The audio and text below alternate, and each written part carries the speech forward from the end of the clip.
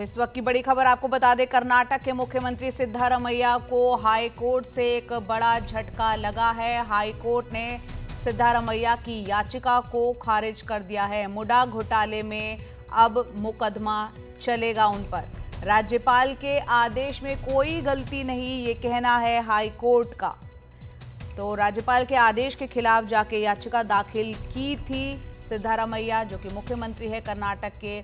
उस याचिका को हाई कोर्ट ने खारिज कर दिया है, यानी मुडा घोटाले मामले में अब उनके खिलाफ जो है वो मुकदमा चलेगा।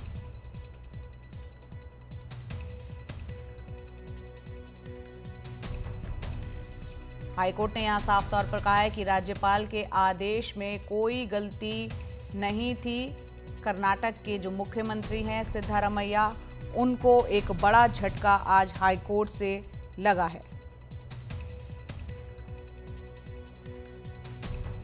The writ petition challenging the order of approval passed by His Excellency the Honorable Governor of Karnataka has been dismissed, and the summary of the judgment would be that the facts envisaged in the complaint would undoubtedly warrant investigation, firstly, and secondly, the act of the complainant seeking approval from His Excellency the Honorable Governor of Karnataka is lawful, and there are absolutely no infirmities in connection to the same.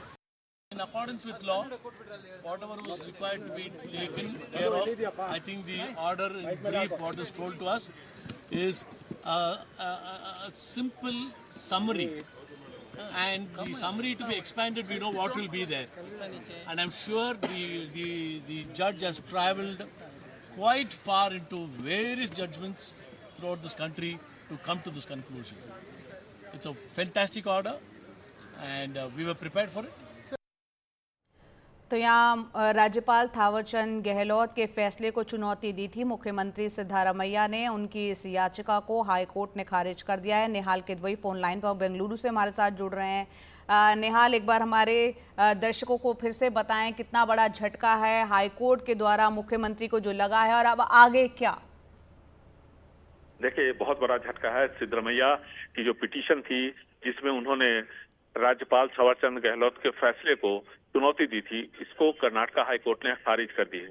साथ ही साथ ये भी साफ कर दिया है कि बेंगलुरु के पीपल्स रिप्रेजेंटेटिव कोर्ट और लोकायुक्ता कोर्ट, इन दोनों जगहों पे जो मामले, वहां पर अब कानूनी कार्रवाई शुरू की जा सकती है, अदालती प्रक्रिया शुरू की जा सकती है। कर्नाटक के राज्यपाल थावरचंद गहलोत ने सिद्धारमैया के खिलाफ प्रोसिक्यूशन का ऑर्डर दिया था, यानी उनके खिलाफ मुकदमा चलाने का आदेश दिया था prevention of corruption act 17A के तहत। सिद्धारमैया की तरफ से दलील दी गई थी, उनके वकीलों ने कहा था कि राज्यपाल ने अपने विवेक का इसमें इस्तेमाल किया है, उन्होंने मंत्री परिषद की सलाह नहीं मानी है, और साथ ही साथ प्राइवेट कंप्लेन को ध्यान में रख करके फैसला दिया है मुकदमा चलाने का, जो कि तर्क संगत और कानून संगत नहीं है। लेकिन कोर्ट का यह कहना है कि ऐसे मामलों में विवेक का इस्तेमाल राज्यपाल कर सकते हैं, वो मंत्री परिषद की सलाह मानने के लिए बाध्य नहीं है। और चूंकि ये जो मामला है, इसमें जो पिटिशनर है यानी सिद्धारमैया, उनका परिवार इससे जुड़ा हुआ है, और ऐसे में इस मामले की जांच होनी चाहिए। ये मामला गंभीर है, और कर्नाटक हाई कोर्ट ने साफ कर दिया कि अब सिद्धारमैया के खिलाफ मुकदमा दोनों ही अदालतों में चलाया जा सकता है, जहां पहले से ही मामला दर्ज करवाया गया है आरटीआई एक्टिविस्टों के जरिए, दूसरे सामाजिक कार्यकर्ताओं के जरिए। तो अब मुडा मामले में अदालती कार्रवाई शुरू होगी। हालांकि अब कोर्ट का ऑर्डर जब पहुंचेगा वहां पर, उसके बाद थोड़ा सा वक्त लगेगा, 2-3 दिन लग सकते हैं। लेकिन यहाँ पर मनु सिंघवी, जो कि कर्नाटक के मुख्यमंत्री सिद्धारमैया के वकील हैं, उनका यह कहना था कि जब तक कि फाइनल फैसला ना आ जाए, यानी कि सुप्रीम कोर्ट और दूसरे मामलों में, तब तक सिद्धारमैया के खिलाफ अदालती कार्रवाई रोक लगा दी जाए। लेकिन कर्नाटक हाई कोर्ट ने उससे मना कर दिया।